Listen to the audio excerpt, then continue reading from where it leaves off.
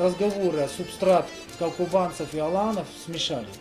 Возьмите Баграта Техова «Тайна древних погребений», где непредвзято на основе научных данных доказано, что это такой же аланский этнос, как и другие, просто зашедшие в горы на несколько времени раньше и, конечно, приспособившись по внешнему виду, поэтому чуть-чуть приспособившись к условиям горным. Точно так же, как аланы постепенно стали остинами. Потому что аланы это степные жители. Это дальние расстояния, соответственно, одежда. Как только мы попали в горы, посмотрите, нету растительного материала, появилась барашковая шапка, да? Нету нужды больше в огнестрельном, то есть это, в длинном мече. Появился кинжал, посередине появилась легкая шашка.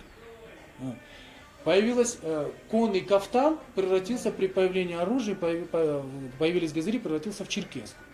Вот. Ноговицы превратились вот.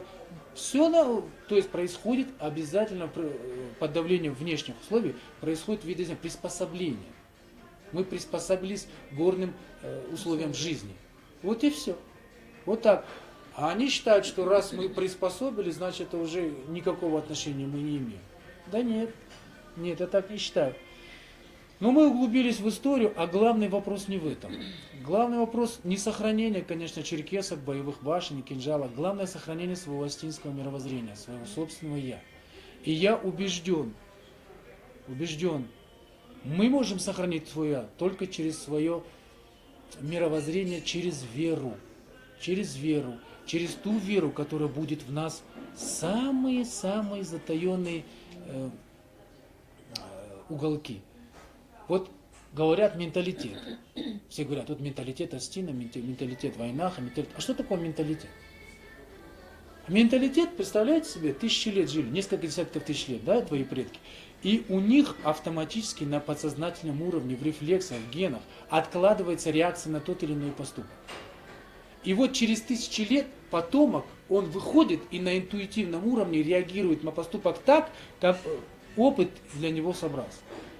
Как только мы отказываемся от этого менталитета, то есть мы отрезаем весь этот отрезок тысячелетий, мы не знаем, как реагировать. Пить ли пиво на лавочке в баре или не пить, мы не знаем. Потому что мы уже не понимаем, стыдно это или не стыдно. Вот, и мы как-то, как слепые, на ощупь. Бежим в православные церкви, в мусульманские мечети, чуть ли не в синагоги. Начинаем бежать, искать ту духовную составляющую, которая у нас есть. Она здесь. Возьми и получи. Другое дело, что большинство осетинов не осознают смысл ритуалов. Вот именно. Смысл ритуалов. Ритуал имеет глубочайший смысл. Каждый ритуал может быть расшифрован. Это надо доводить до людей, до народа, до молодежи. Как? Только через средства массовой информации. Только через средства массовой информации. Вот сколько бы мы с плакатами не ходили, вот это стыдно, девочка, вот это не делайте, того не делайте, да это же наивно. А если со всех щелей к нам будет одно говорить, получаю удовольствие, забудь, жизнь одна. Ну как мы можем противопоставить этому огромному массиву свои одинокие голоса? И у меня такое чувство, будто кто-то заинтересован в скорейшем ассимиляции, растворении. Меня просто поражает, например, когда я смотрю передачи Познера «Времена», и когда они с абсолютно ответственным видом сидят и разговаривают. Россия – это плавильная печь народов. А вы эти народы спросили, они хотят быть сплавленными в единый этнос? Может, я хочу сохранить свою индивидуальность и языковую, и мировоззрение. Вообще хочу сохраниться, я хочу жить в России, в едином государстве, в демократическом государстве. Причем в федеративном государстве. Но при этом оно почему-то должны сплавить нас в единое это. То есть нам чуть ли не открытым текстом говорят, вы будете ассимилированы. Ну вот в этом плане играет роль и то, что осетины народы очень талантливые. Поэтому они всегда стараются быть первыми, впереди планеты всей. Вот они и русский язык узнали лучше, чем, наверное, уже сами русские и так далее. И вот пытаются ни в чем не отставать. Так дело в том, что талант и духовность две вещи разные, совершенно разные. Понимаете, есть талантливые люди, вроде Михаила Юрьевича Лермонтова, но при этом быть совершенно негативным человеком. Совершенно негативным. Я не верю, что гений может высказывать, как Пушкин или Лермонтов, вот такие выражения: ты трус, ты раб. Понимаете? Я не верю.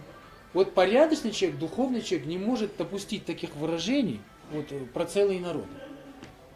Ну, я имею в виду вот то, что мы потеряли язык. Это первая причина, наверное. Так дело Теряем. в том, язык мы потеряли, потому что потеряли духовность. Вот как только нам наше мировоззрение не понадобилось, то нам язык не нужен. Язык это то, что и называется шифр-кодом к менталитету. Пока ты не прочитаешь нардский эпос на астинском языке, когда ты не увидишь эту дремучую старину, эти картины, когда они предстанут перед твоими глазами, понимаете, ты никогда не почувствуешь вот то осетинское начало, которое также не ухватишь, как женское. Вот что такое женщина для мужчины непонятно. Женщина его тоже не может объяснить. Так вот это осетинское начало, это настолько, его можно ощутить, его нельзя как-то обрисовать, как-то схватить, как-то передать. Вот, понимаете, нельзя. Почувствовать. Да, только почувствовать. И вот этот язык является шифр-кодом. Как только мы перестала интересовать вся эта осетинщина, сразу нам и не понадобился язык. Ибо так легче. А нам еще создали условия, посмотрите. Отменили ведь школы в 60-х годах на осетинском языке. А как, находясь, будучи в русской среде, в российском государстве, мы не имеем осетинских школ? Вот сейчас какие-то подвижки есть, Бзаров, Блиев, там бьются, Левицкая, очень министр образования, очень порядочный человек, стремилась сохранить наш язык. И мы вот поэтому-то речь ведем, что потеря языка – это окончательная смерть. Сначала теряется духовность, потом теряется язык, все, кто мы? Мне просто убивают эти передачи, когда сидят и говорят, вот раньше так было, вот сейчас неправильно. А почему неправильно? Нет, вот так надо делать, а вот сейчас неправильно, вот пропадаем, вот неправильно делаем. Да почему же делаем-то? Если мы понимаем, что это плохо, мы не можем это делать, значит мы или больны, вообще ничего не соображаем, да? Или мы целенаправленно это делаем. Но мы не больны и целенаправленно это не делаем, значит мы просто не понимаем. Особенно наша молодежь. Особенно. Что вы требуете от этого молодого человека, который знает, что он осетин только по записи паспорта? И что такое вообще осетин? Вот вчера или позавчера я смотрел, я не против этого брейк-данса или что-нибудь там танцуют. Но манера поведения абсолютно негритянская, даже штаны.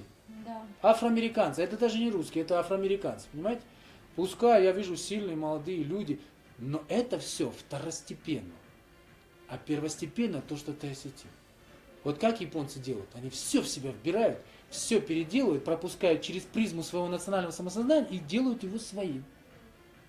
Да. Поэтому японцы в будущем, а мы глубоко в прошлом. А может быть нас уже нет. Понимаете? Нет, так Нет, я не нельзя. имею в виду осетин. Я имею в виду вот народ. Я не думаю, что мы пропадем. Я уверен, что вот сейчас наступает такое вот прозрение, что ли, вот мы начинаем искать этот духовный суд, настоящий. Конечно, мы побегаем сначала по разным, но вернемся. Потому что если бы не было этого ростка, да, мы с вами сейчас не сидели за этим столом и не говорили бы на эти темы. Понимаете? Да. Значит, есть. Значит, есть, и мы не одни, да. Я знаю, Славик Джанаев пишет нечто удивительное. Я знаю, вот это, Макеева. да, Макеева пишет нечто удивительное. Я знаю, болит душа у людей, болит. Но прежде чем вот создавать психологическую модель, самое главное, учитывая законы развития человеческого общества, уметь внедрить их в современный мир. Современное мировоззрение, понимаете? Мы уже не откажемся ни от кофе, ни от этого, ни от видеомагнитофонов, ни от общения со своим противоположным полом. Но мы же это можем сделать, знаете как? В Испании вино тоже пьют. И в России тоже пьют. Но видите, какая разница? Можно заниматься любовью, а можно заниматься сексом. Это разные вещи. И вот когда секс путают с любовью, а любовь с сексом, тогда, значит, все, болезнь очень глубоко затронута. Ведь, помните, я как-то с вами говорил, у всех народов очень жестко сохранялось в прошлом, это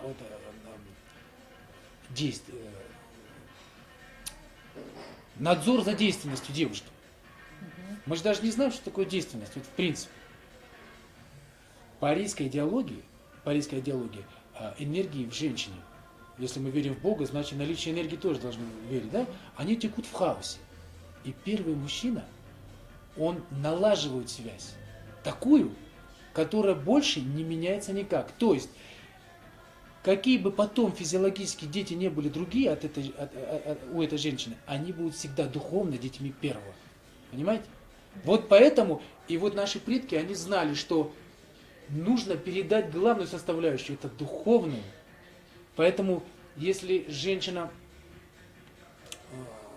была, как сказать, недейственна, ее не брали замуж, потому что хотели пронести свое мировоззрение, свое «я» в будущее. Вот это была основной задачей.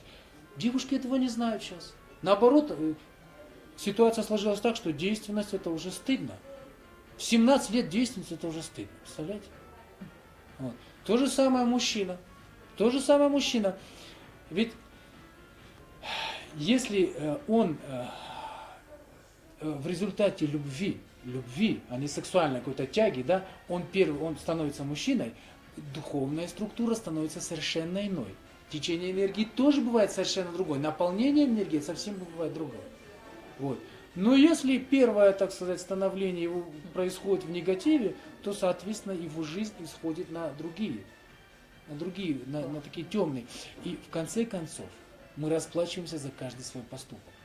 Вот мы должны знать, что нас наказывает народ и целиком каждого человека за наши грехи. Это не какой-то человек там вот пришел и нам что-то плохое сделал с лумусом. Мы заслужили это своим грехом. И мы получаем. А этот человек всего лишь проводник Бога. Он, воли Бога. Он получит свое, потому что он сам создал свою атмосферу, чтобы стать проводником. Но мы-то получаем тоже заслуженно. Поэтому от многомиллионного, 2 или 3 миллиона аланов пришли на Кавказ, а сегодня осталось 500 тысяч. Ситуация более чем смешна. Берешь Агустине Алимани, да? Вот читаешь и просто поражаешься. Там вот в последней части книги там китайские хроники, где вот, я не знаю таких хвалебных слов, какими вот описывают этих воинственных аланов.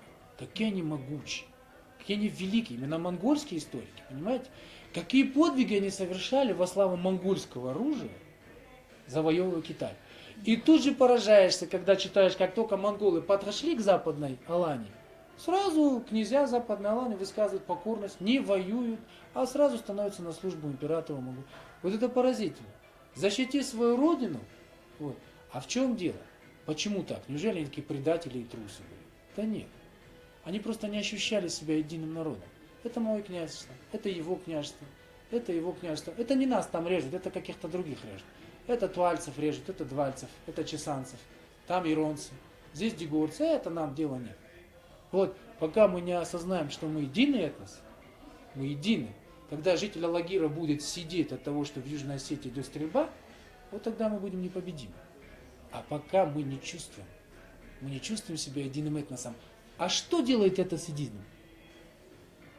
Язык и духовная составляющая.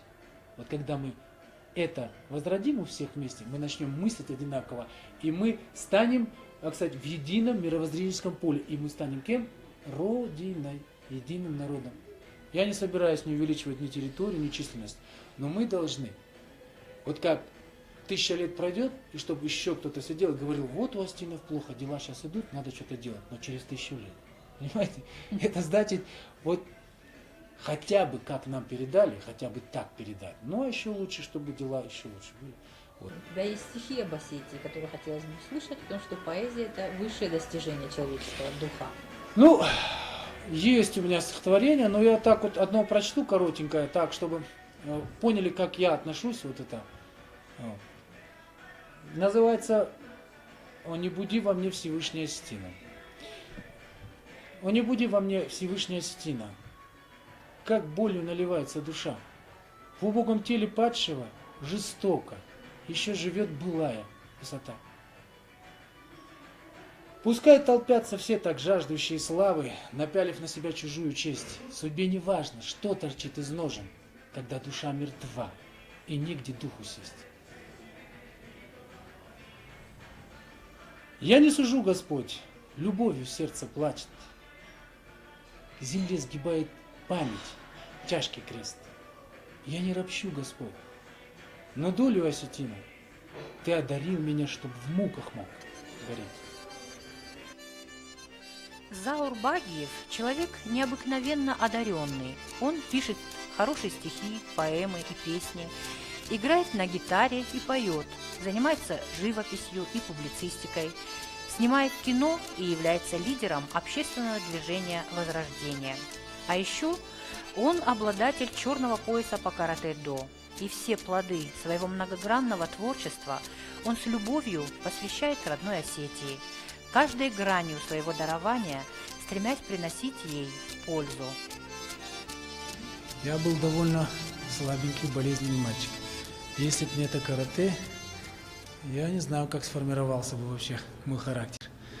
В преодолении формируется характер человека.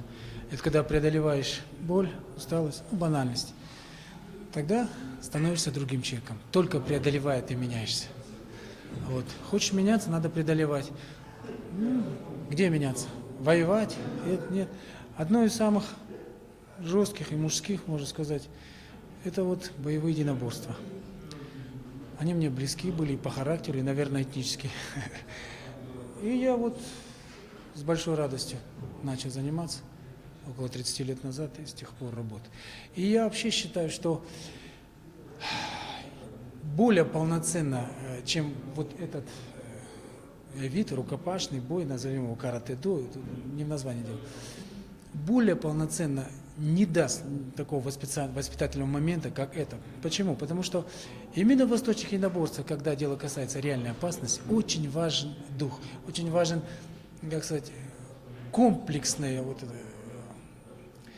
морально-нравственный комплекс, моральная устойчивость, моральная сила. И она воспитывается только в реальной ситуации.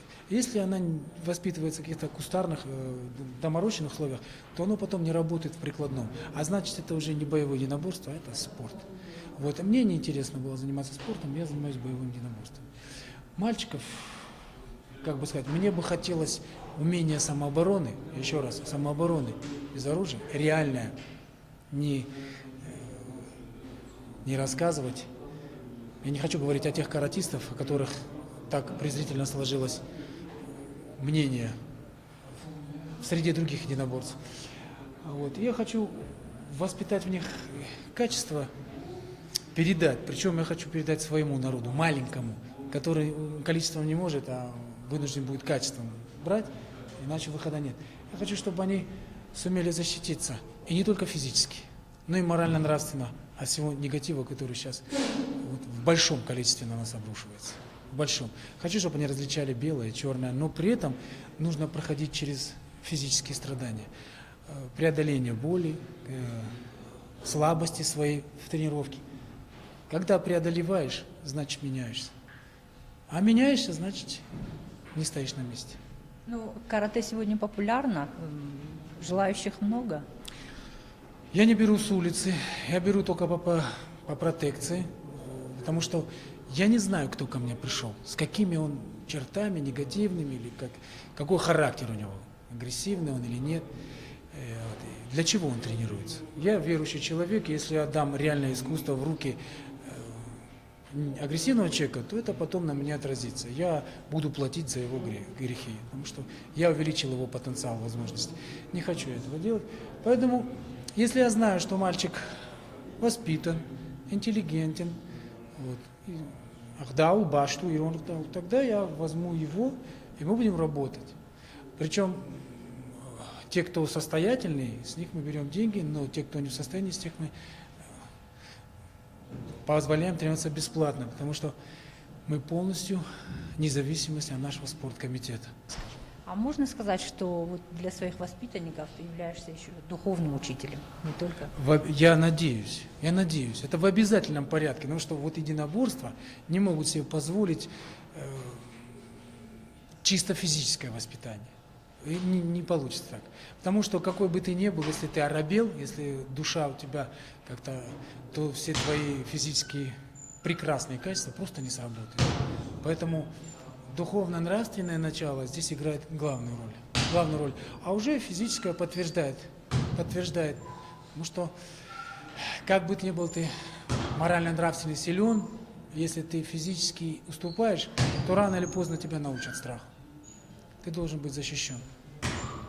Вот мы привыкли к победам в области борьбы.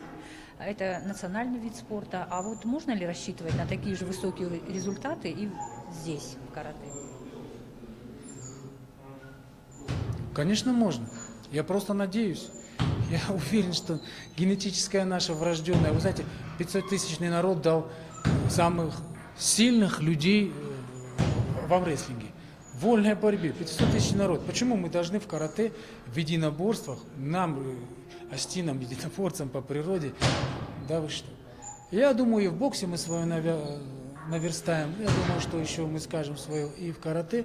Просто главное, чтобы подход к карате был реальным. Мы просто должны взять внешнее и уже от своих внутренних характеристик, от своих внутренних физиологических особенностей, да, уже отталкиваясь от них, доходить до мировых стандартов. И только так. Потому что если мы идем за кем-то, повторяем, мы будем всегда вторыми. Если мы пойдем своим путем, то мы можем оставить всех далеко позади, потому что я больше чем уверен, что наш народ очень одарен. Очень одарен. И как говорят, кому больше дается, с того много спрашивается. Я на борьбу ходил, я на теннис ходил, на футбол тоже ходил. Но это вообще не сравнимо. Здесь не чисто физически, а именно духовный человек растет. Ну, помимо с физическим вместе. Мне нравится этот вид спорта. Достаточно красивый. И просто тренер тоже хороший. То есть он как личность привлекает, да? И как личность, и как тренер.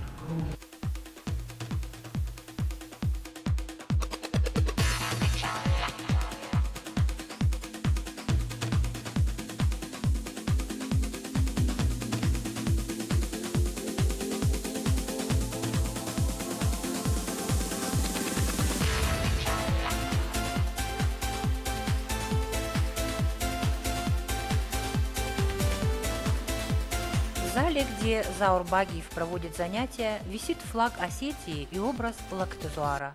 Все занятия начинаются и заканчиваются обязательным священным ритуалом – молитвой, обращенной к покровителю мужчин, что, несомненно, способствует приобщению к наследию предков и унаследованию присущего им воинского духа.